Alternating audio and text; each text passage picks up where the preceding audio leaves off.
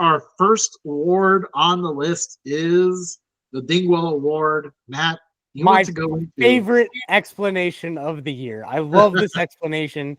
So back in 2012, we were sitting down watching San Diego State against Ohio State. San Diego State had a quarterback who had already thrown how many picks that season, Justin? 3 games into the season? He entered, no, it was the second game of the season. It was the second game of the season, and he threw 4 picks against Eastern Illinois, I believe, the week before. So, coming into the game, we see that they played Eastern Illinois. He threw 4 picks against them. We were like, oh, man, this is going to go badly. But the quarterback's name is Adam Dingwell. Well, I looked him up. He sells insurance in Texas now. Sorry, dude. We just got to use your name because it's stuck with us. Adam Dingwell goes into the first half, and he ends up throwing 3 more picks in that game. So he had like what, 2 touchdowns in the previous game at Eastern Illinois. He may have had a touchdown like the previous game. It did not go. One, maybe 2 touchdowns. So now his ratio is like 1-7 or 2-7. Still very terrible. But we've only played like 6 quarters of football. So 2-7 ratio is absolutely terrible for 6 quarters of football. He gets benched in the second half, and then the rest is history. But we carried that over to college or NCAA football 2014.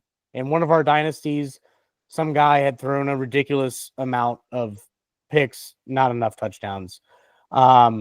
So we labeled that as our Dingwell Award winner. So in honor of that, this show has started the Dingwell Award for the worst ratio or highest number of picks if it's absurd. There's no science to this award at all. We look at the stats and go, okay, this stat line is the most entertaining to us because of how many picks this quarterback threw. Yeah.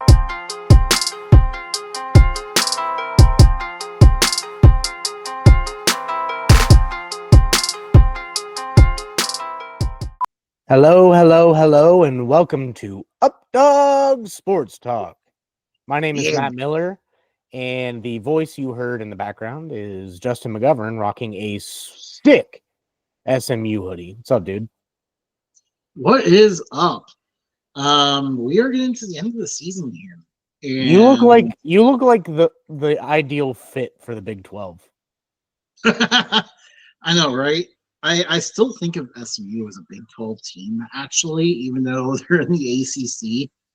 So it's a little bit of a struggle sometimes. Full disclosure to everybody watching, I do have bronchitis, so if you do hear me cough, it's because I have bronchitis. So, yeah. This week, we are going over our college football playoff reactions. They have a few things right, but they have many things that are wrong. So we'll get to that. I think what you can expect is we're going to be more so airing our grievances of the current system and how they're electing teams. And I posted a tidbit of my thoughts last night, and guess what it did, Justin? What did it do? We lost 50 followers on Twitter. Well, that's because they're cleaning up bots, but okay. Well, still, thought it contributed to me. I thought I contributed to that, but I have gotten a lot. You helped our bots fall off. RIP to the bots. We miss you guys. We miss you, bots. We miss that number being higher. But I have gotten a lot of pushback on my thoughts on how to fix an obviously broken and corrupt system for college football playoff. Then we'll have our Updog seasonal awards. And then we will finish off with conference championship predictions. Yeah. So Justin, do you want to start or do you want me to start? I maybe I should start because this kind of lays the foundation for the issues. We have a current system that has proven to be extremely subjective. Things are being used as criteria to select teams, but some criteria doesn't fit for this team, and other criteria is not used for this team. And it's just created a confusing system. And I mean, we saw it pretty much blow up today, everywhere. Like, people are like, all the programs seem mad about this. We had Iowa State's AD and SMU's AD had beef on Twitter about it. Iowa State, feels like their strength of schedule is not being rewarded. They are the only team to win at Iowa this year. Everyone else that beat Iowa smashed them up when Iowa was on the road. They were a very different home and away team this year. But, Iowa State played a pretty good schedule and didn't feel rewarded for it. Obviously, BYU, they have not outright, said anything on Twitter yet, but BYU picked up some quality wins, and because they got upset by a Kansas team that we'll actually talk about our awards later on. A Kansas team that got hot late in the year and lost to an Arizona State team that's playing for the Big 12 championship. BYU just got completely dropped off the radar, and their resume does not warrant being dumped the way they did. But yet, again, like, the resume seems to matter for some teams, not others. Obviously Lane Kiffin also complained, but who cares what he says? Don't lose at home to Kentucky and give them their only SEC win of the year. And also, like, I think where a lot of the blowback comes from, and where I personally want to push back on what Lane Kiffin said, is, he personally went after the ACC and acted like the ACC does not play football. Which is very clearly not the case. This past weekend, we saw an ACC team, Louisville, completely destroy Kentucky, who, by the way, as you mentioned before, Kentucky beat Ole Miss. Florida, a team that beat Ole Miss, was blown out by Miami, a team who is now left out of the college football playoff. And Georgia Tech went on the road against Georgia. And you know what they did? They gave Georgia their toughest test at home all year. No, it was not Tennessee that gave Georgia a tough time at home. It was not anyone else that Georgia played at home. They blew out basically everyone they played at home this year, but not Georgia Tech, who you could probably argue, depending on certain calls, that Georgia Tech probably should have won that game. And as it is, they took them to 8 overtimes. So very clearly, Lane Kiffin's direction here is very misguided, because he is attacking a conference that very clearly can play football. And honestly, every single conference can play football. The SEC has act like they're a lot better than the other conferences. And, they might have a lot of good teams, but they don't have the non-conference victories to act like they're the only conference playing football right now. Meanwhile, we're seeing Big Ten teams getting the benefit of the doubt without the strength of schedule element. It's just a mess. It's really just a mess. And everyone's mad because nobody knows why they're being left out at this point, because they're seeing this team get the benefit of something that they're being punished for. And it just doesn't make sense at this point. We have a nonsense system. So, Matt, how are you take it away from here? So, I've been contemplating on this, actually, even before the rankings came out, because I already knew that nobody would like the rankings. It's how the committee operates, and because of this, I actually am using ESPN's website for their rankings and all of that, because ESPN is big into the college football playoff. They have a big hand in it. So, obviously, there's a big power difference between the Power 4 and Notre Dame and the G5. So Power 4, I would have priority seeding, but based on conference opponents, there's going to be 8 teams in the conference championships. I would say more than likely 6 of them would probably make the college football playoff, win or lose. Maybe 5 of them. Maybe 5 of them, depending on what happens. But I counted 19 total teams that you could have in the college football playoff based on the current rankings and what I'm about to propose. That's 19 teams for 12 spots. So to fix it, instead of putting a 3-loss Alabama, which was not part of the 19 teams that I had come up with, so you have, for example, where's Big Ten? Big Ten. Oregon, Penn State, Indiana, and Ohio State. Those are the only 4 teams from that conference that I would consider being in the college football playoff. 2 of them are guaranteed. So let's go up to the who's the example I gave? Big 12. There are 3 2-loss Big 12 teams. In my mind, one of those 3 teams is going to get in.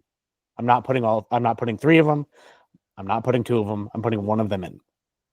So that takes a 1 spot away from Big 12, and you can put it, let's say, Big 10.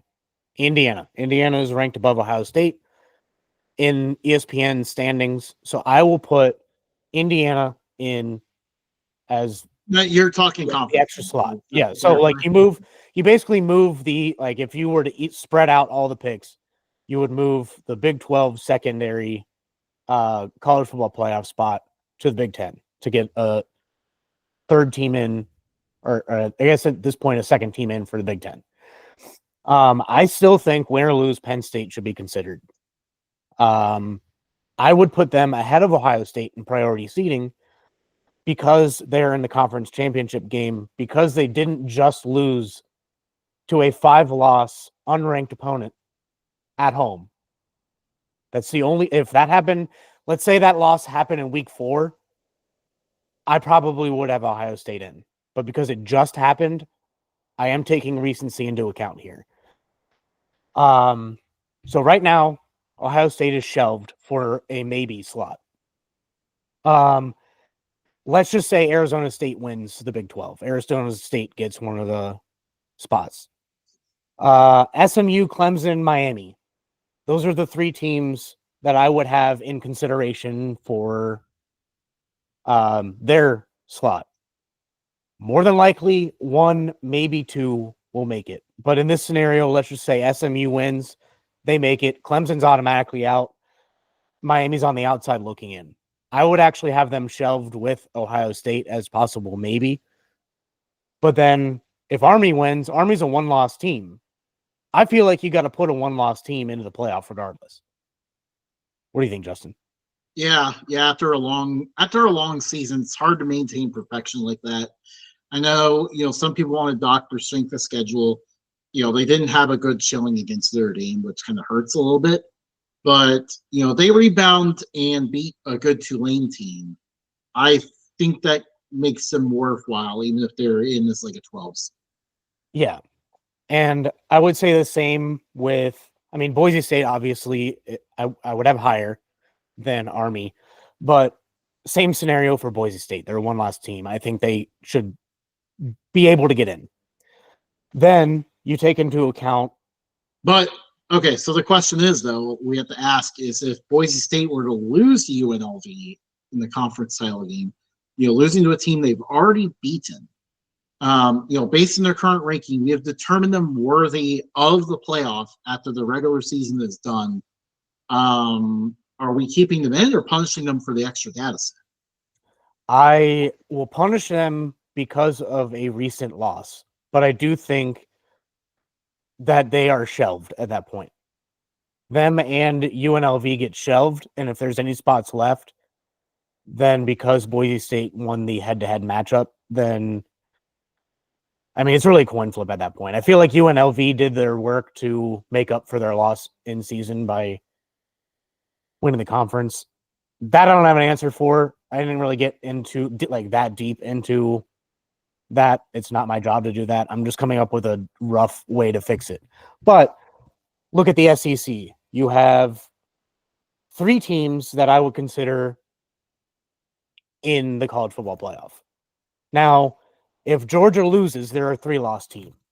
I don't want 3-loss teams in this because there's so many 1 and 2 loss teams out there.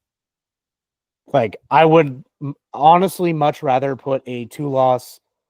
Who was it? Miami.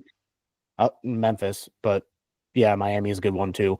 But I would rather put a 2-loss Memphis in over a 3-loss SEC team.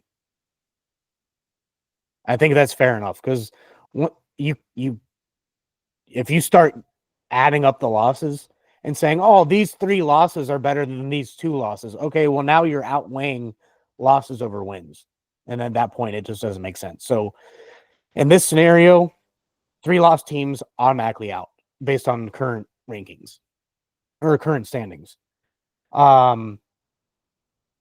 So then, if Georgia were to lose, then Texas and Tennessee would automatically be in. Okay. Notre Dame automatically in. Wacky loss. We'll get to that later. Then you're kind of splitting hairs because now I can't keep track of how many teams we said that were actually in, but I know we're pretty damn close to 12.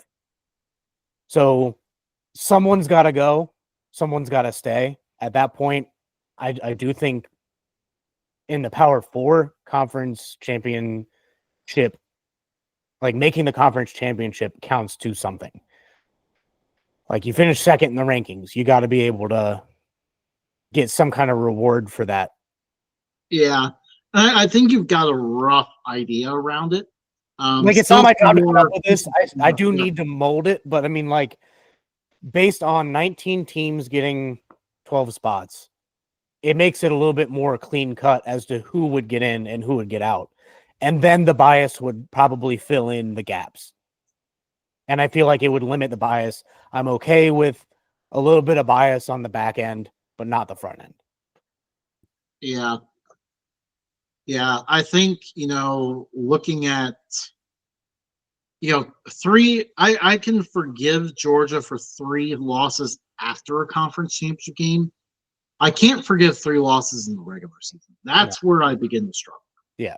I mean, let's take Georgia as that example real quick. They did make the conference championship game. They should be rewarded for that, but they're put near the bottom of the shelf. Yeah, because they simply just have 3 losses. That's more losses than anybody else that got shelved.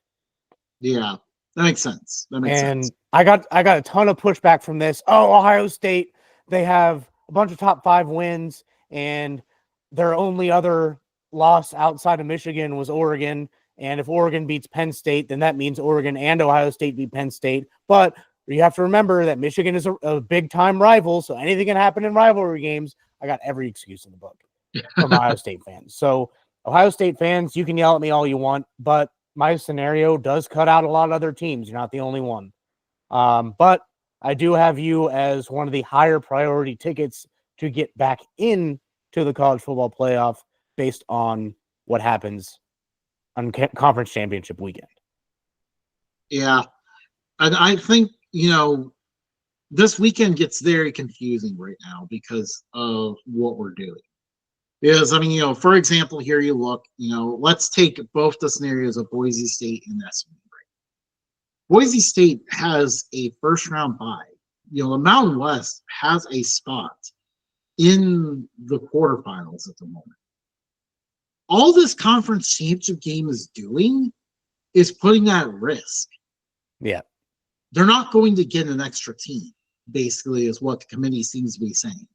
Because if Boise State were to lose, even though we have determined them worthy of the playoff right now, but we're going to punish them for this extra data set, sounds like, based on what the committee is currently saying. Because, now they were asked specifically about SMU, whether SMU would drop out, and they said potentially. So we'll get to SMU in a moment. But are they saying that because SMU was an American team last year who knows what they're saying at this point. Also, you want to hear something funny?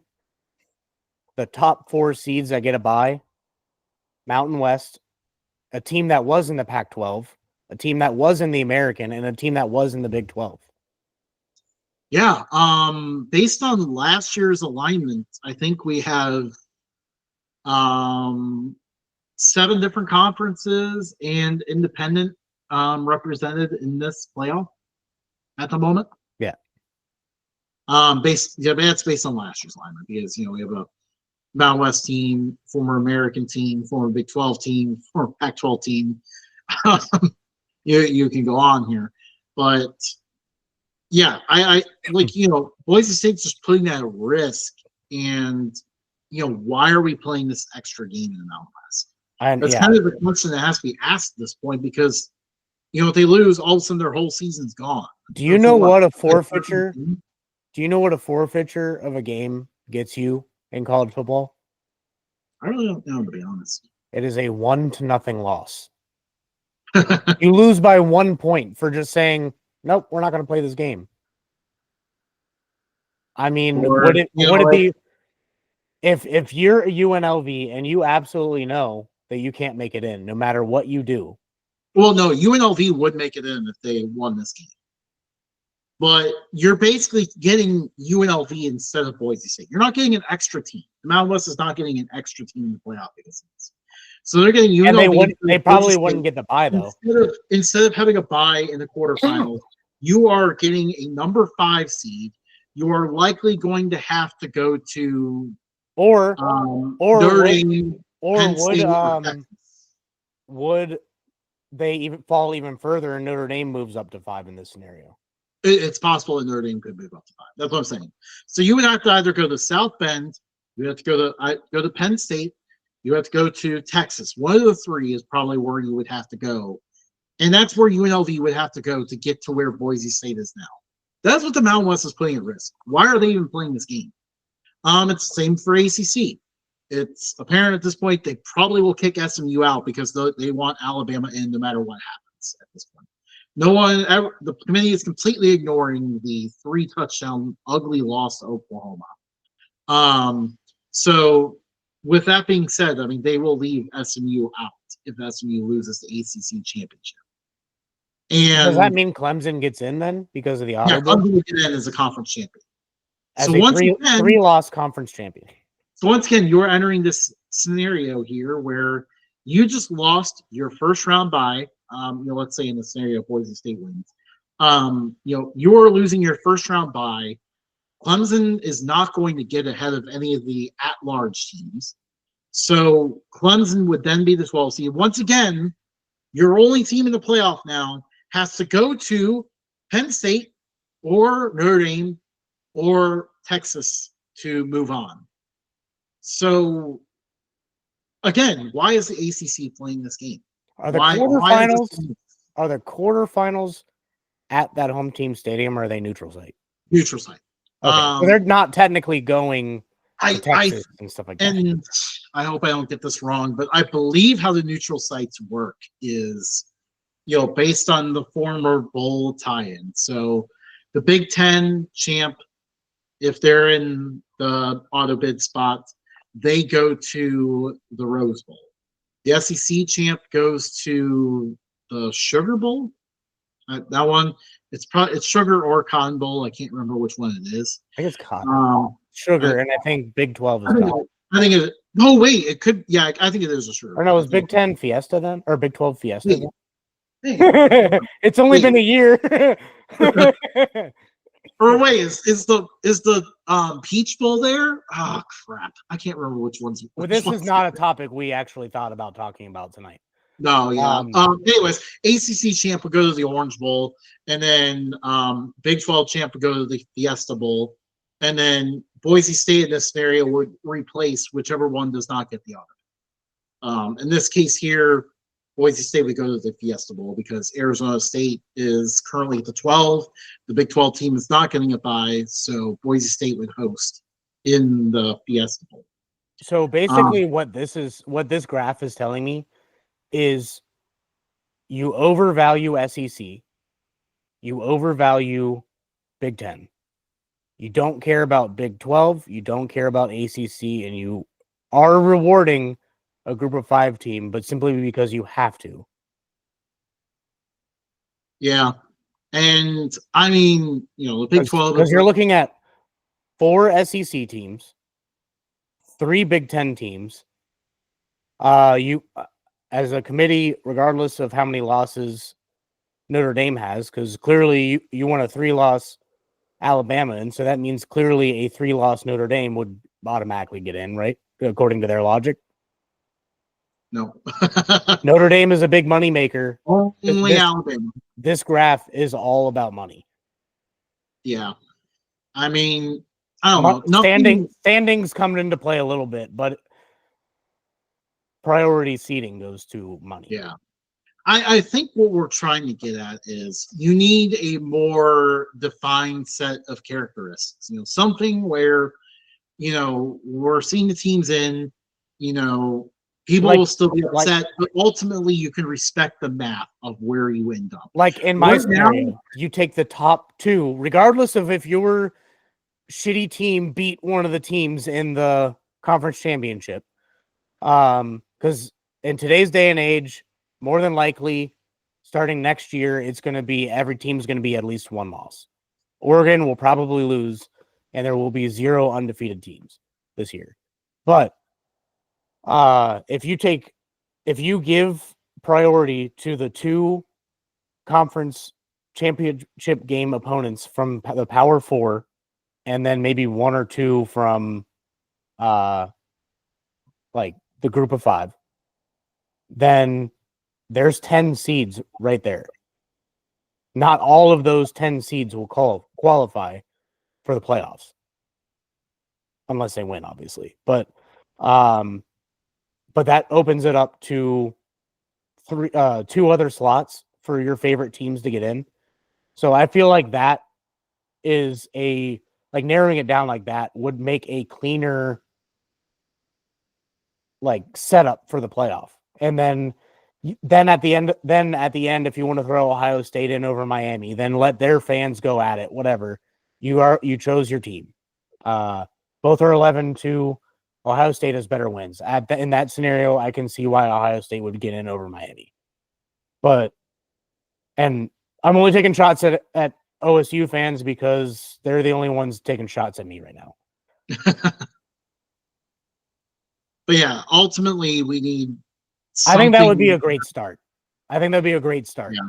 At least something more defined, because what we have right now is not working.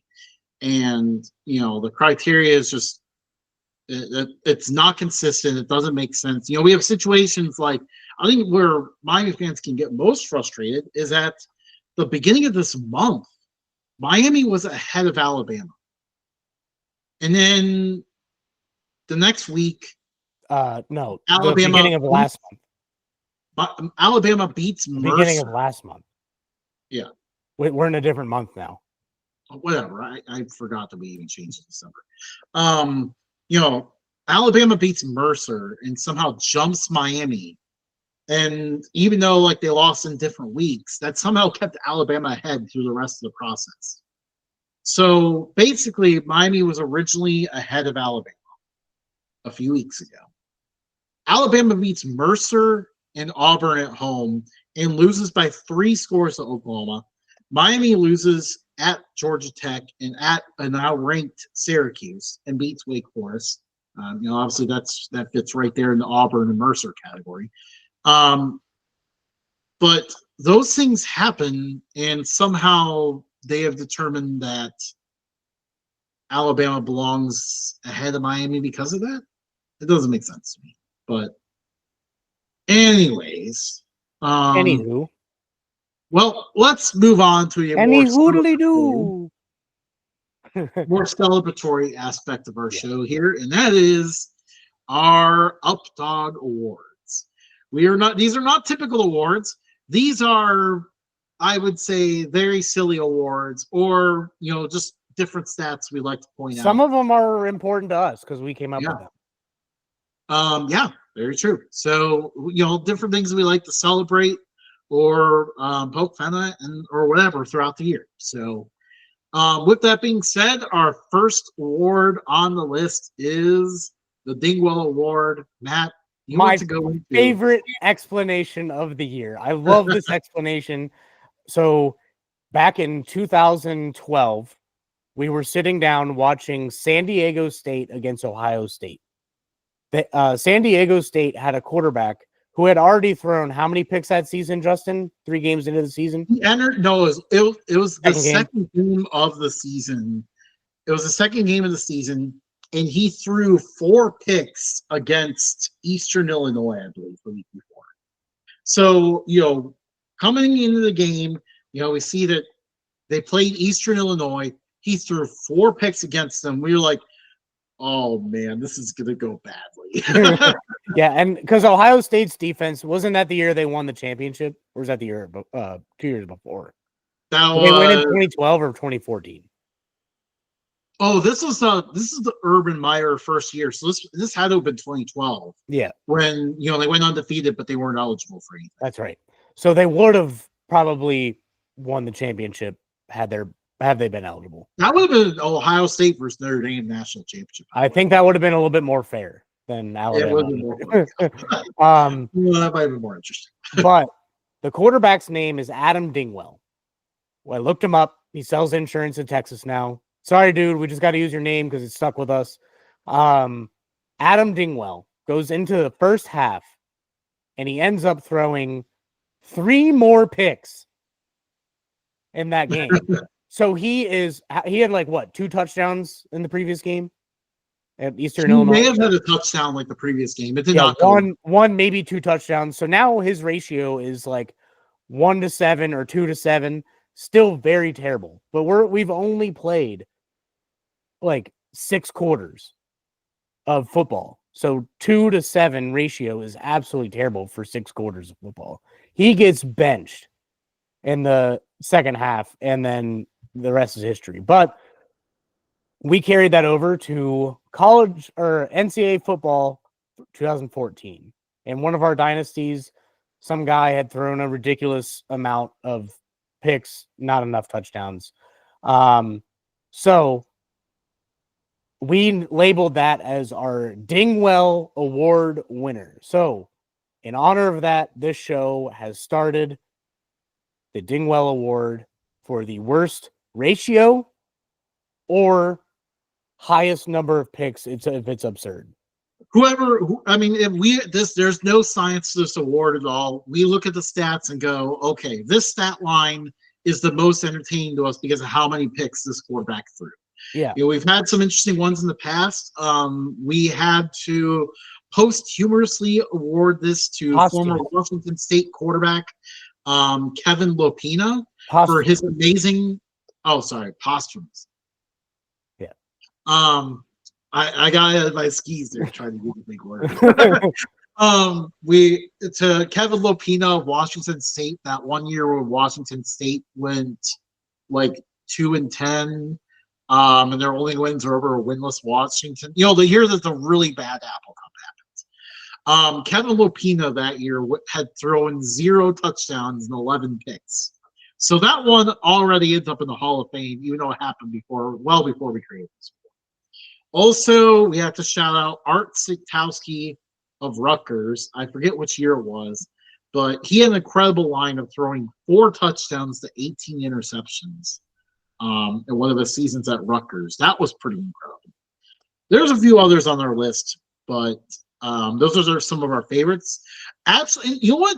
You can succeed after winning this award because Jordan Love in the senior year at Utah State won this award and has gone on to succeed in the NFL. Yeah. I don't know why all of a sudden I'm blurry. I was like, man, is my vision going out? Like, what is going on? It was literally fine until like a second ago. Oh, Matt. You remember everyone watching this show wondering if they need glasses? Anyways, there I am. Now that you're clear again, technical issue. Award, this year's Dingwell Award, and it goes to. I don't think it comes through. Just imagine, the dramatic beat. Jake Garcia from East Carolina. He threw 8 touchdowns and 12 picks. It got benched like 4 games in. This guy was just throwing interceptions relentlessly during the early part of the season before East Carolina benched him. It turned out he may have been holding back a really good East Carolina offense. They got the year off to an incredible start, which involved giving up 6 turnovers to Norfolk State and still winning easily. And he really just kept it going from there. There wasn't a lot of the quarterbacks on the list this year threw more touchdowns than interceptions. They didn't really have an entertaining line. So ultimately, we decided that Jake Garcia fit the real spirit of this award with throwing. I think he threw like 2 less picks than the leading quarterback and did it in a third of the games. So that was impressive work. Let's see if this shows up. You can kind of see that. You can kind of see that. Yeah, but he's like 1, 2, 3, 4, 5, 6, 7th down. Yeah, and that's how we came up with the criteria, because if you look at the top, pretty much everybody has like way more. Actually, everybody has more touchdowns than picks in that one. Yep. So that's why Jake Garcia got our award. Dingwell Award recipient for 2024. Jake Garcia. Our next award. Justin, Punter of the Year. Yeah. So we award this for FBS and FCS.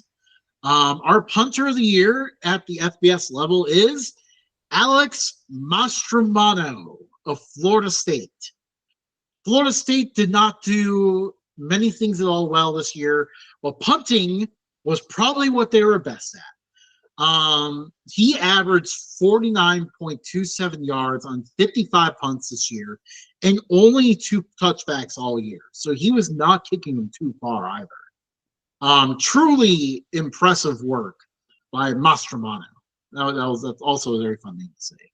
At the FCS level, we have Jeff Yerk of the Elon Phoenix. He averaged 47.85 yards per punt on 60 punts. So excellent work there by Jeff Yerk. Congratulations to you as well. And those are our Punters of the Year, FBS and FCS. Justin, who we got? Next award, we are staying on the special teams with Special Teams Player of the Year. This award, I just felt like I needed to make up because of how ridiculous the stat line is. And that is, this award goes to Ricky White of UNLV. He is also their star receiver, so he was not above making an impact on the special teams unit. He blocked 4 punts this year. And this is more blocked punts by him than about half of college football has total. It's truly impressive what he's done. Yeah, to block 4 punts, they teach you push the cereal bowl away. That's how you're supposed to act with your hands when you're blocking a punt. He knows how to push a cereal bowl away. Knows how to get back there. Wonder if he can do it again next week. The other thing I'm thinking about, because I was really torn whether he had 4 or 5 punts blocked. There was one where he got in so quickly that the punter just tried to take off and run. I don't think that counts on his stat line as a blocked punt. So theoretically, it probably would have been. He probably would have caught that one and ran up for a touchdown. Yeah, he did catch one. I think at least 2 of these are returned for touchdowns, by the way. It truly, an incredible year. I've not seen one player be so prolific at blocking punts in a long time. This is a first-year award. We haven't done this in the past. No, we have not. So sometimes the awards show up and go away. So our award for the yard machine. This is quarterbacks who have thrown for the most yards. To be fair, if you don't like the name, blame Justin. It's a work in progress. It is a work in progress. If you have a better name, feel free to suggest it as well. Feel free to put it in the chat. Yes, absolutely. I mean, we could even change it during the show. So this is not a fancy award. This is not a scientific award. This is simply, we looked and we wanted to point out which quarterback just relentlessly threw for the most yards. At the FBS level, that is Kyle McCord of Syracuse. I mean, well done, Kyle McCord. Moving on from Ohio State to go to Syracuse. Once again, kind of in a pass-heavy offense. And, I mean, he's excelled in it. He led them to a huge upset over Miami this past weekend. He doesn't need good receivers. He just needs less ego. Needs less of whatever was going on there. So, yeah, shout out to him for throwing for 4,326 yards. A very impressive season from Kyle McCord. At the FCS level, we mentioned them on the show before. We mentioned this offense on the show before because of how pass-heavy they are. It is Paxton DeLaurent of Southeast Missouri State, the Red Hawks. He threw for 4,087 yards. And most notably, put up probably one of the most ridiculous stat lines I have seen in a long time. They lost in the playoffs this past weekend in Illinois State. So their season's now over. In this playoff game, he went 48 out of 85, 567 yards, 4 touchdowns, 5 picks. Just a ridiculous stat line. Jeez. To attempt 85 passes in a game is just. Did you say 5 picks? Yep, and 5 picks. Yes, that's ridiculous. So there's a lot of good and bad in this situation. Probably more bad. Completion percentage, and this is like when you go in college football 25 and you're playing a really big game, and then you just start hucking it up. Yeah, and you threw a bunch of picks early, and you're just trying to come back, making it work. You know, like you already didn't have a great run game, so you knew already you're going to have to pass a lot. But now you can't even mix in the run because you can't afford to waste the time. So you just have to keep throwing it over and over again. You have to throw a little bit deeper than you wanted to, and this is the end result. But shout out to 85 passes. That's a lot. Yeah, dude. That's my arm would be so sore after 85 pass attempts with all the warm-ups that you did and practices and stuff. There's no way that they were safe. He's got the icing his arm still today. Yeah, because like if a baseball pitcher is pitching like 90 to 110 pitches with a tiny baseball, can you imagine throwing a football? Like, yeah, sometimes it's like a boop, but like trying to laser it in there. So yeah, my shoulder hurts just thinking about it. Yeah. So a ridiculous season. A wild effort. Next on our award list is our box score of the year. What box score did we end up finding just more amusing than others? And you know what? I think I decided what to do here was to go with an FCS and an FBS one, just because I was torn between them. So I decided, you know what? Why not just do both? So at the FBS level, I think this one will be pretty familiar to a lot of people because it just happened this past weekend. And that is Iowa beating Nebraska 13-10. I mean, this was like the most Iowa-Nebraska game ever, but it's still truly amusing to look at this stat line. Nebraska, 20 first downs. Iowa, 5 first downs all game. Nebraska went 8 for 17 on third downs. Iowa, 0 for 10. Mm-hmm. And guess what? Like every time they faced third down, they did not attempt fourth down. They just punted. Yeah. That's ridiculous. Total yards, Nebraska 334, Iowa 164. And time of possession, Nebraska had the ball for nearly 40 minutes, Iowa just over 20 minutes. Dang. And yet Iowa won the game in the game-winning field goal 13-10. It's that zone defense, man. Raiola can't play against zone. Or no, man. He can play against zone. It's the opposite of Joe Burrow.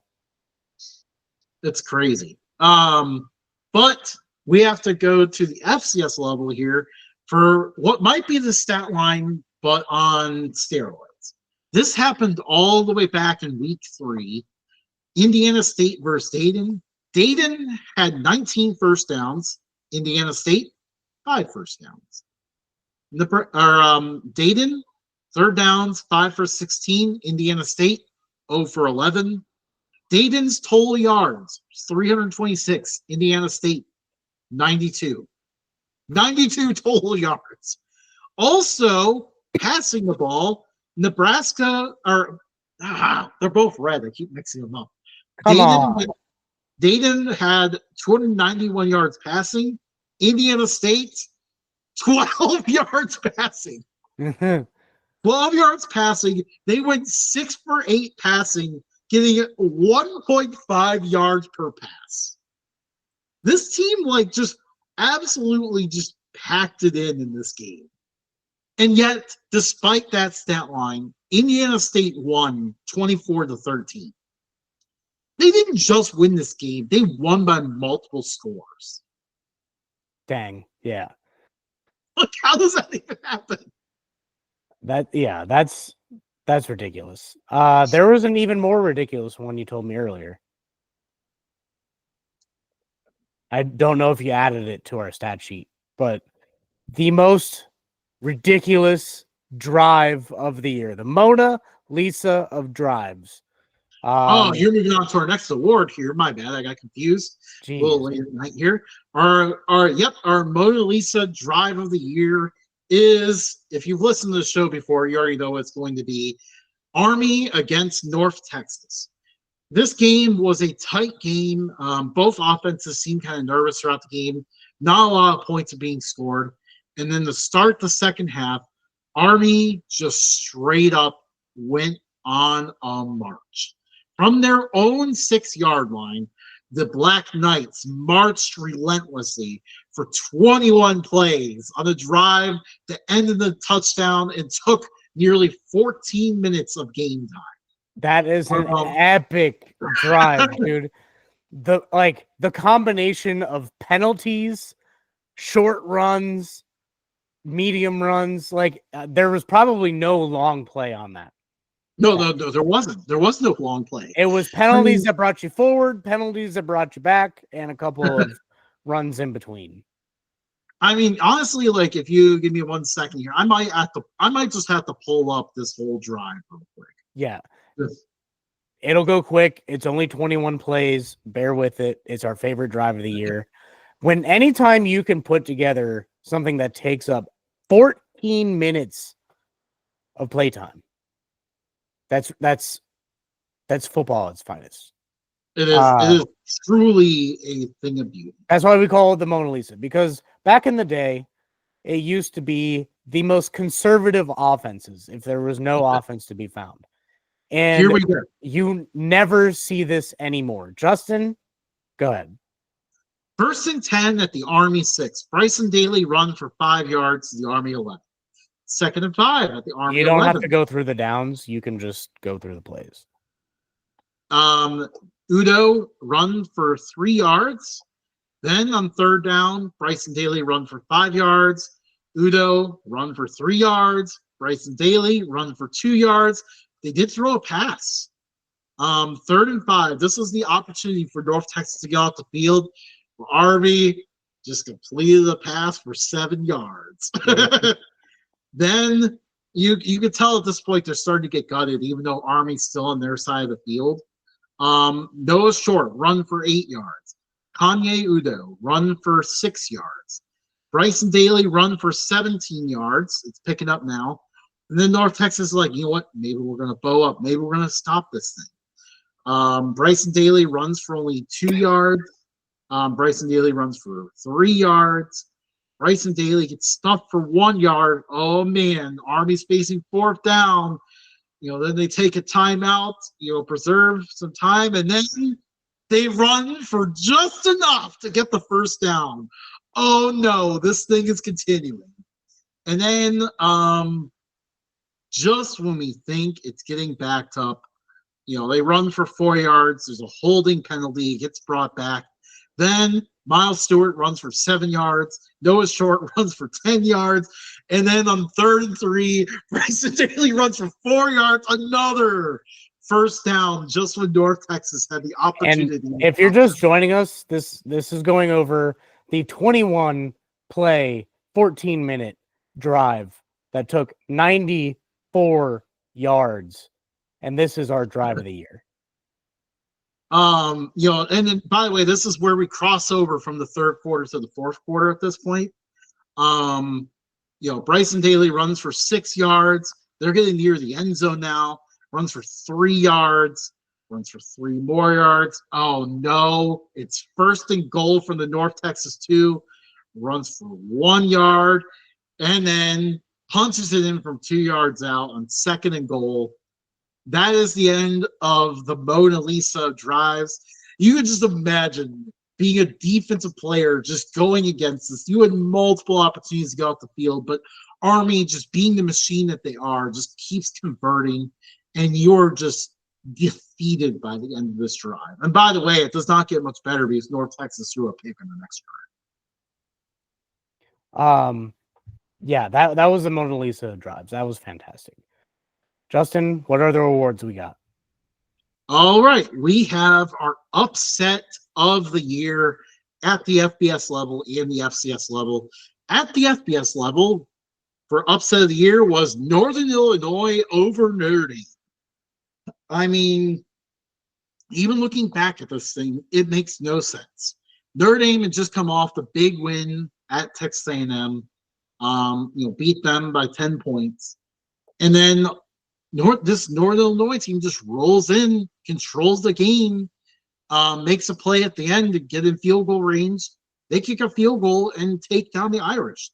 Notre Dame has been a wagon ever since this game, has been absolutely unstoppable, and has blown out a bunch of opponents. Northern Illinois, meanwhile, went on to have a bunch of mistake-ridden losses to the point where the Huskies entered after their 10th game. I believe they were 5-5, but outgained every single opponent they played because they just became an error-prone team that just could not finish drives. But in this one game, they came out of nowhere and just had their best game of the year while Notre Dame had their worst. And in hindsight, this result just makes no sense. If you're joining us and you are getting us clearly, then perfect. But I'm getting messages from YouTube saying that our bit rate is currently 0 and the recommended rate should be 44.1 to 48. So if you aren't seeing us clearly, my bad. Justin, any more awards? At the FCS level, the upset of the year was Samford over Mercer. Samford beat them 55-35. At this point, Mercer was undefeated, had been a wagon, dominating the Southern Conference. Samford was very much struggling. They lost their season opener to West Georgia, a team who was transitioning from Division II. It had been a miserable year for the Bulldogs. And against the defense that had been dominant, they put up at least, I believe it was at least 42 points in the first half of this game on their way to a 55-35 win. Just went all over a defense that had been stopping everybody. And this result made no sense later on. This did not springboard a better season for Samford. In fact, I'm pretty sure Samford didn't win again until they, out of nowhere, blew out Chattanooga to end Chattanooga's. Chattanooga! Mercer, meanwhile, resumed controlling the Southern Conference after this game. They did not lose again outside of the when they got sacrificed to Alabama because the ridiculous late season SEC games. Outside of that, they did not lose to another FCS team and got themselves a 7th seed in the playoffs. This game made no sense in hindsight, but we love the randomness of it. Yeah. What's our next award, Justin? The play of the year. We are going to post a clip of this with when we share this video again tomorrow morning. The play of the year was a few weeks ago. Louisiana Tech's receiver. I wish I can remember his name at this point. He caught a pass behind his back. That was already ridiculous enough. But afterwards, he takes off and runs it for a touchdown. All of this is part of a wild game between them and Jacksonville State. But this play just was incredible from start to finish. The catch was incredible, and the run after the catch was also incredible. That's what made it our play of the year. Our next award is our Chaos Teams. At the FBS level, the Chaos Team was the Kansas Jayhawks. The Jayhawks came out of nowhere to roll three straight wins over ranked teams and killed the multi-bid Big 12, and then immediately followed it up by collapsing against Baylor last week to miss out on the bowl game. They did all of that for nothing. And that's what made them the perfect Chaos Team. And then the FCS level is the Monmouth Hawks. Monmouth got an FBS win when they upset FIU in a wild shootout. And then most of their midseason was spent basically losing games. They just kept losing over and over. And then the end of the year, all of a sudden they go and upset Villanova, which prevented Villanova from winning the conference or getting a top 8 seed. And then upset Stony Brook, kicking the Seawolves out of the playoffs. So hey, hold on. It's our first chat since we figured out where our chat is. Bryce from 1796 says, "What's up?" What's up, Bryce? He doesn't actually say what's up, but I'll show you later. Okay. Just figured I'd give Bryce a shout out. Shout out. God. That is it for our Chaos Teams. Now we go into turnover margin. Best turnover margin. So which teams are doing the best job taking care of the ball and forcing turnovers from other teams. At the FBS level, we have the James Madison Dukes, who did a fantastic job of this. They had a plus 17 turnover margin, forcing 26 turnovers and only giving up 9. Weirdly enough, It did not help them much at all. They actually won the turnover margin in most of their losses, which is also a very bizarre stat. At the FCS level, now it did help this team. North Dakota State, also plus 17. This team just was so clean of an operation. They forced 20 turnovers. Very nice, very nice. But what really stuck out to me about the Bison is they only gave up 3 turnovers all year. 2 interceptions, 1 fumble. Dang. That is just playing clean, old-fashioned football. That's clean. The ball is the program. The Bison understand that better than anybody. Worst turnover margin. Now, which teams are just the sloppiest teams around the sport? The FBS level, we have the Southern Miss Golden Eagles. They lost 29 turnovers. That consists of 17 picks thrown and 12 fumbles. That is a lot of fumbles. Yeah. You have to carry the thing like a loaf of bread out. They made a coaching change, and hopefully whoever they bring in as their new coach will get this problem resolved. It does tell me like they also gained 10 turnovers, so they do a good job forcing turnovers either. I think that's encouraging for whoever takes this job, because at least, if you clean up the turnovers a little bit, you can already be more competitive in the Sun Belt. At the runner-up at the FBS level, by the way, was Central Michigan. who lost 22 turnovers, and this team was just one that could not force a turnover at all. They gained only 5 turnovers. Like, you can get lucky and usually gain more turnovers than that. Only 5 gained all year. Jim McElwain retired.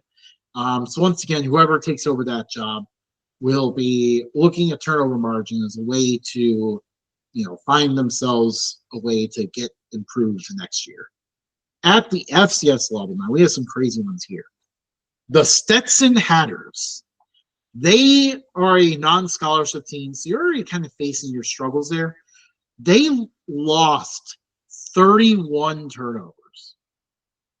27 picks were thrown.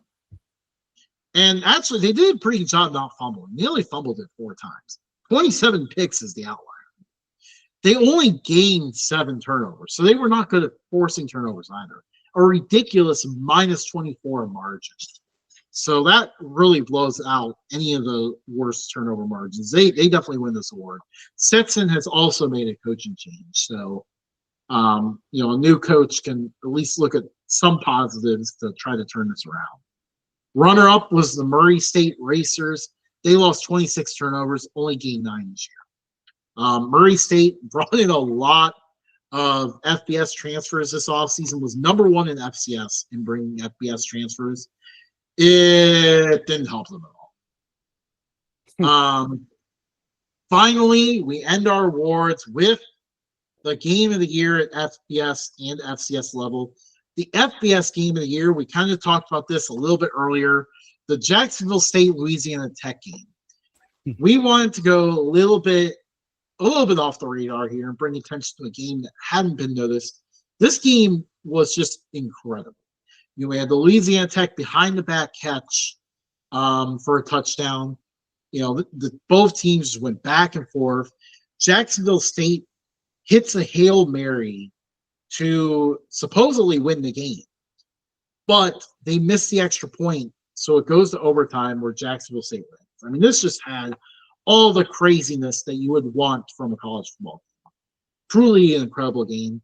While at the FCS level, this one's probably a more basic choice, but it just was a big game that lived up to the hype. The Dakota Marker. This game was on ESPN2. Just was a tough, grinded out game between North Dakota State and South Dakota State. You got to see North Dakota State Cam Miller go on a clutch drive to finally take the marker back from South Dakota State. It just was, everything that you would want in the football game. Does that conclude our awards? That concludes our awards. Because I'm ready to talk about the upcoming games. Conference Championship Week. Conference Championships. In our model of the college football playoff, these mean something. Yes. But before we get to that, Justin, you know what we didn't account for? What did we not? We didn't account for me using ESPN's website. You know what else I didn't account for? What is that? The fact that it has all the information I need. Ticket prices, spread. I don't like ESPN Bet, but I do like that they consolidated everything into one thing. So shout out to the one thing that ESPN does good right. Or does good. Does good. On Friday, December 6th. Yeah. UNLV travels to Boise, Idaho to take on the Hang on, we're going alphabetical order here. Friday, we have Army. I'm going in date order, sir. Not to jump around my shirt.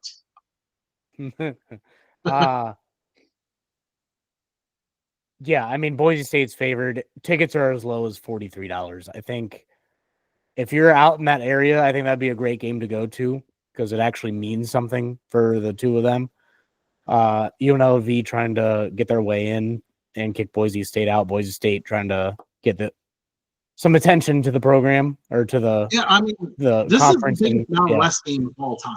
Yeah, the winner of the game is going to the playoff. What's weird is I've noticed that prices for conference championship games are way lower this year. Yeah, You know why that is? It's because everyone's trying to save up money for the playoff tickets. Yeah. Because they know that's going to be tougher to get. But yeah, Boise State with a win here, they would likely get a bye in the first round. But which is a you can also get notoriety for this game. Oh because, yeah, because the advertising alone, dude, you could be like, hey, this is the first time a Mountain West team has a chance to make the playoffs. Come on out, $43. Come see history. Big Noon on Fox is going to be there. Like, it's a big deal. This game. We're a big proponent for going to games. Sorry to keep interrupting. Yeah, yeah, no, I agree. Yeah, it's kind of weird because there's actually a ticket fiasco going on where people bought tickets and then they were told there weren't enough tickets. So I really don't know why there's tickets showing up for $43. There may or may not be tickets available to this game. Nobody knows at this point. But yeah, for Boise State, they have been a program. I mean, it was more so a little over a decade ago. They were knocking on the door. They were undefeated, waiting for this chance. They are here. They finally have this chance now. UNLV, meanwhile, has historically been a program that has struggled. They could completely turn around the image of their program here with a win in this game. So this is massive. This is the biggest Mountain West game of all time. Yeah. Who will win? The who will win? I got Boise State. I have Boise State winning it as well. I think I think we get the good Maddox Madsen in this game. He shows up for the moment, makes some big throws to relieve the pressure that is on Ashton Genty, because UNLV is going to follow the same strategy of stacking the box with 9 men in there. So I think your men. Next is Tulane versus Army. 8:00 on ABC in West Point, New York. I think Army, this might be one of the scenarios where campus just shuts down. Everybody in the Army, as long as you're near West Point, New York, will show up to this game. Tickets are as low as $28. Tulane, though, has the edge.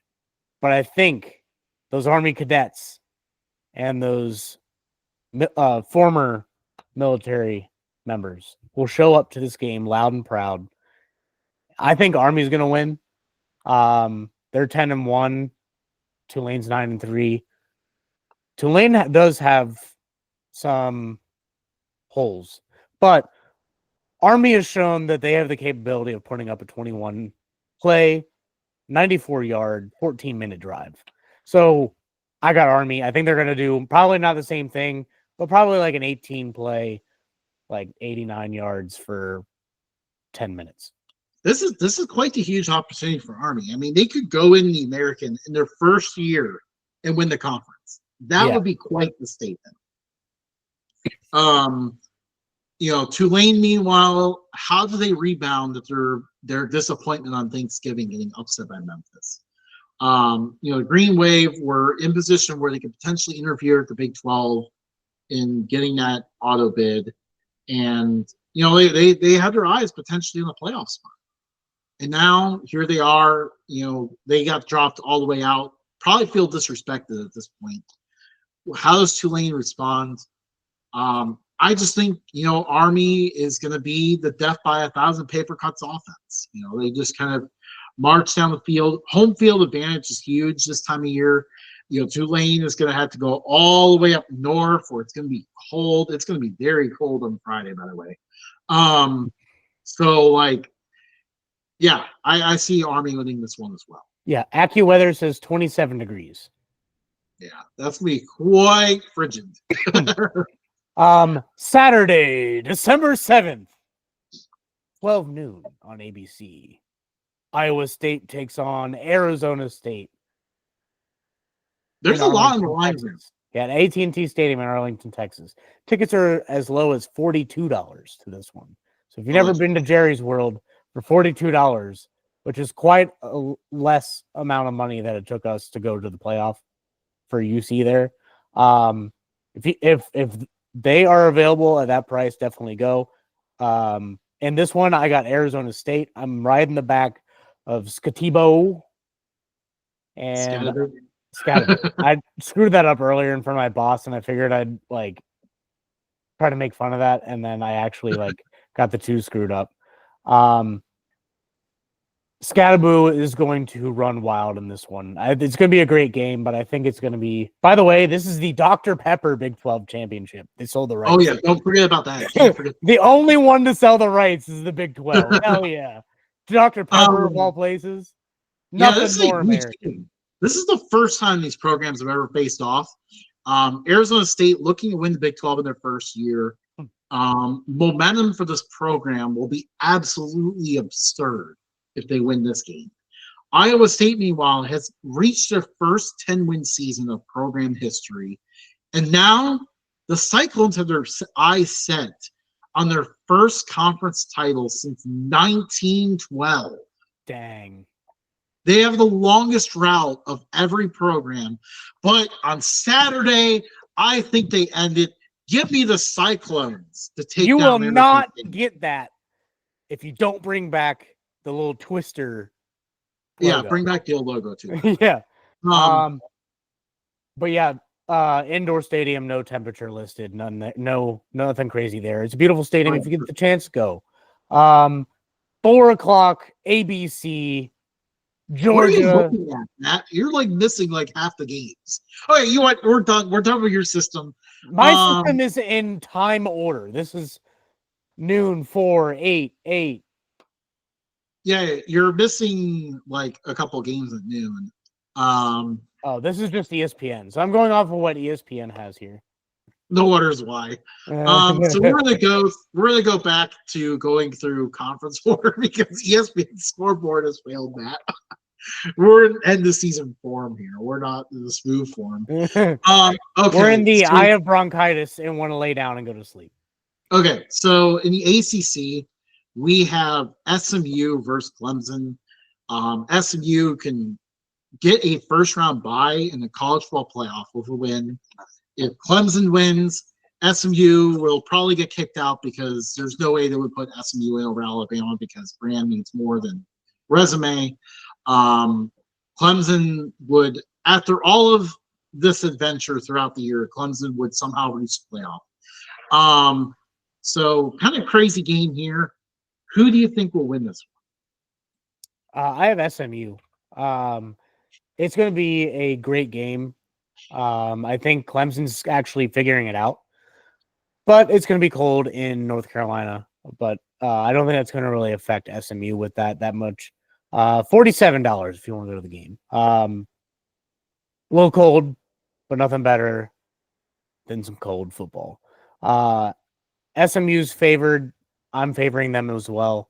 I don't know. I think they just seem to be that team where everyone's like, oh, wow, like, look at where the ACC has come from the past, like, 4 years. So all of a sudden, SMU out of nowhere just wins it. Like, I think that's awesome. Yeah. No, I'm obviously I'm rooting for them. Florida State and Clemson and North Carolina are all on their way out anyway because they are fed up with the conference. So,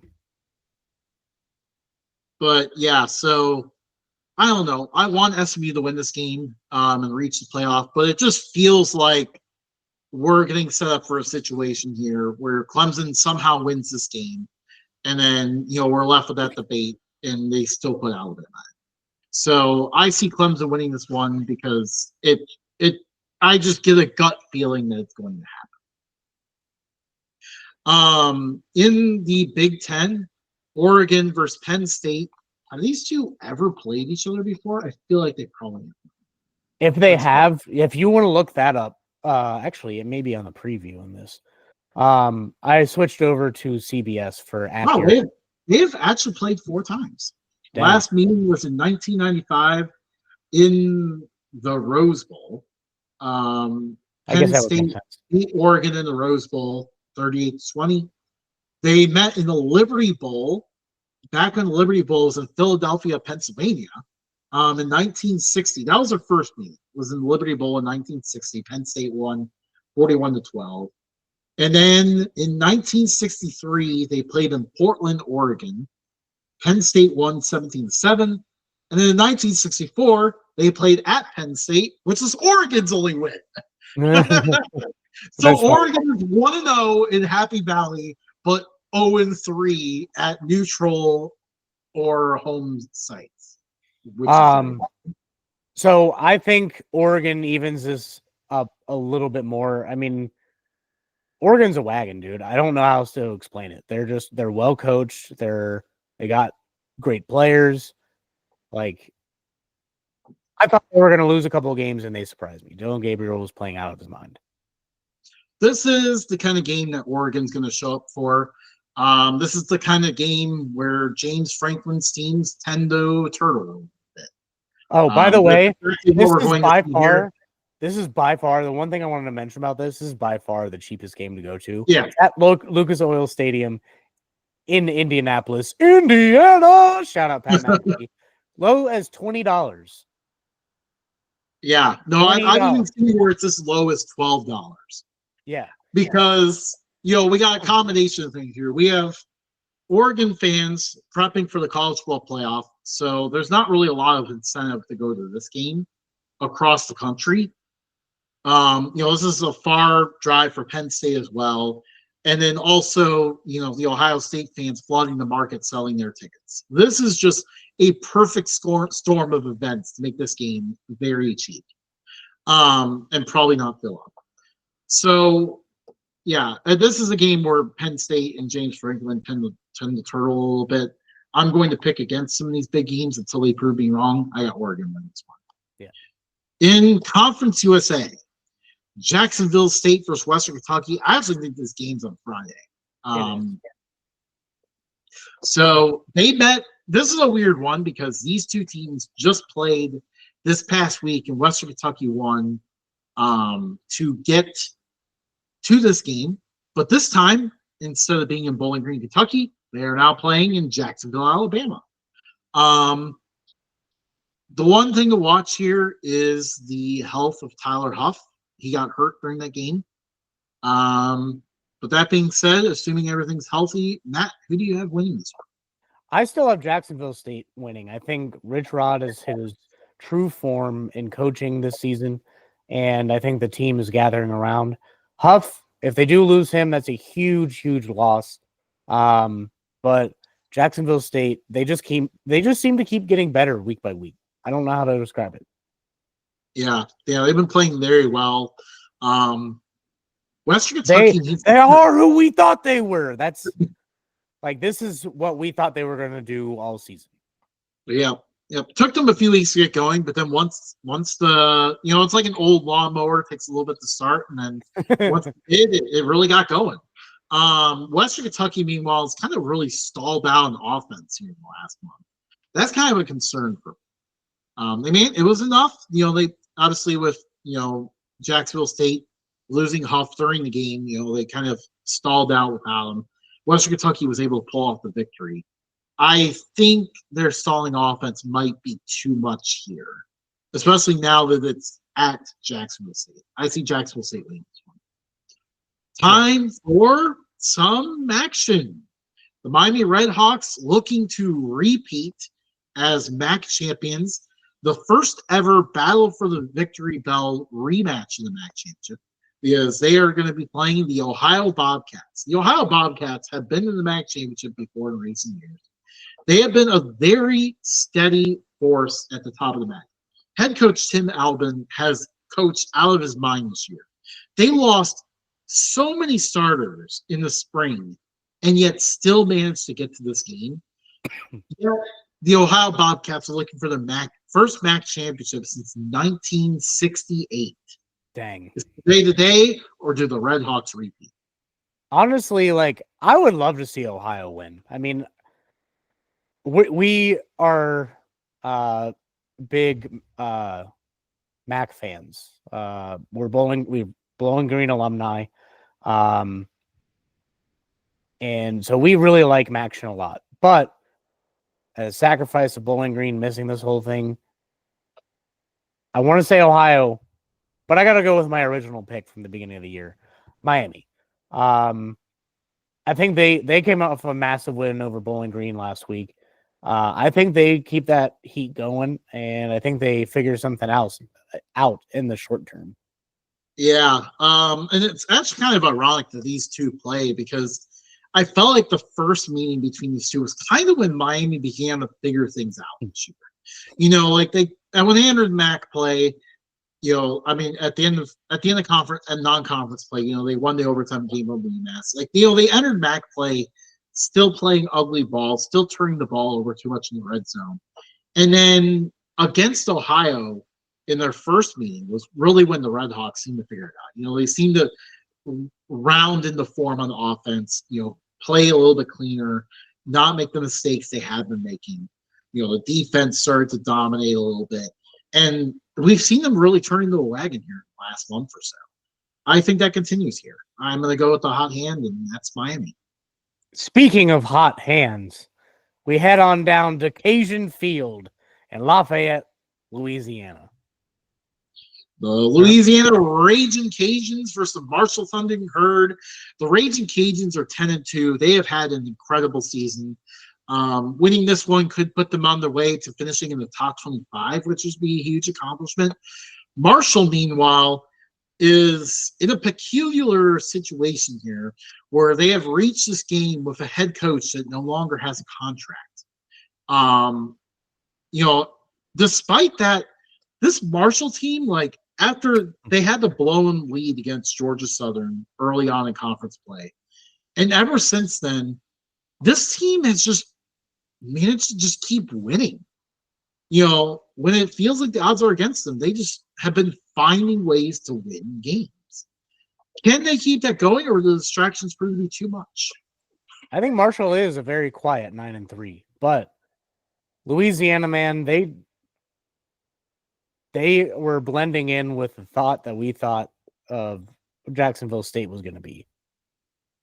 They stole the Jacksonville State identity, and I think they continue that, and I think they run through Marshall. Yeah, they have been a complete wagon this year. I got to go with the Raging Cajuns as well. Can't pick against them here, especially at home. This team is pretty good. Then we have the SEC Championship. Texas versus Georgia. Who will get a bye in the first round is what's at stake here. The loser probably will host a first-round game. You know, Texas lost the first meeting in this game. I'm not particular. I feel like a lot of people are excited for this game. I'm not, because the first meeting was just so boring. The only highlight was when Texas fans got pissed at the refs after a bad call and threw stuff on the field, and then the refs overturned it. And then, you know, obviously that's become a problem across the whole sport, where fans now throw stuff on the field to get refs to overturn calls. So yeah, we're doing this again. Who do you think wins this one? Georgia. It's in Atlanta. So technically their home turf. Texas, we talked about this earlier. I don't know. I don't remember how we put it, but it was basically like Texas doesn't like have the it factor. Like, it just seems like they're there. Like, it seems like they really should have lost more games. Georgia somehow loses 2 games, and Carson Beck is now playing well. I think that was a big difference maker in like the earlier part of the season. But I think Georgia comes out with a win. I mean, it's basically in their home territory. They're used to big games like this. I think they thwart Texas's attempt at taking over the SEC. Yeah, you know, Texas did impress me with what they did last week against Texas A&M. I thought that was where Texas would finally get exposed. The opposite happened. They smothered the Aggies' offense all game long. So Texas seems to have the defense to contend here. The problem is, do they have the offense? Their offense was really the only thing that kept Texas A&M alive that whole game. Quinn Ewers threw the Aggies' only touchdown of that game. Texas just doesn't seem to have the offense to be able to win this game. Georgia absolutely smothered them in the first meeting, and I can see a repeat happening here. Yeah. I think they'll once again be smothered by Georgia and not go anywhere, and this would probably be another snooze fest, to be honest. Tickets to this are on ESPN, so we know they've been wrong so far tonight. $115 to get in, so still cheaper than what you'd normally find. But yeah, I'm excited for this weekend, dude. It'll set everything in shape, and that way we can put the committee's decisions behind them. Well, on to a championship game that doesn't have to deal with any committee. At the FCS level, I decided to keep it a conference championship week theme here, and that is the SWAC championship. Jackson State versus Southern. Jackson State has been a wagon this year for the most part. They have not lost since early in the year. Southern, meanwhile, rolled through the West Division. Who do you think wins this one? I think Jackson State does. I mean, last year was a goodbye Dion, hello new identity. I think that they've kind of figured out their identity. They know the types of players they want on their team. I think the coaching staff is figuring that out. And that's why they're a wagon this year. I think they continue on. Yeah. I mean, there was the weird upset loss to Grambling. That was like even though they're conference foes, it was a non-conference game. But ever since that game, Jackson State has just plowed through everybody. And I can't see them losing this game as well. I think they get themselves to the Celebration Bowl with a dominating effort here. Yeah. So that is our picks for the weekend. Tell us what your picks are, and we may share them if you get them in time. Oh, we forgot to put up the stakes here. So we both had a very bad week picks last week, but it allowed me to maintain my lead. I currently lead with an 89-51 record. Matt has an 84-56 record. Despite the fact that we've been picking all year, Matt basically led all season, and then week 13 turned out to be unlucky 13 for Matt, as he had his worst week of the year while I had my best week of the year. And that is basically the difference in all of this. Matt has otherwise led this whole thing. Yeah. So, Justin, you win this year. A little surprising. You did all of that research early in the year, and I just took the teams at face value, and I almost got as many picks. Right into you. Yeah. I didn't even check this. Okay, so I only deferred in 2 games. So I did end up winning the competition this year, but Matt could at least get bragging rights for this week. So yeah, good stuff. Yeah. Is that their show? Yeah, that's the show. Dang, dude. I guess it was about an hour and a half, but we had a lot to fit in. Sorry it went so long. Not normally this long of a show. I know we normally do favorite food and stuff, but do you have anything quick? No, I think the bronchitis is telling you you're not. Yep. I can tell you my favorite homeopathic medicine that I found at Walgreens. No thanks. No, I actually can't tell you. I don't know how to pronounce it. All right, that's the show. We'll see you guys later. Cold close. Let's see. Tell us how you like it. Just no goodbye after that. Just no goodbye. All right. This is it. The cold close.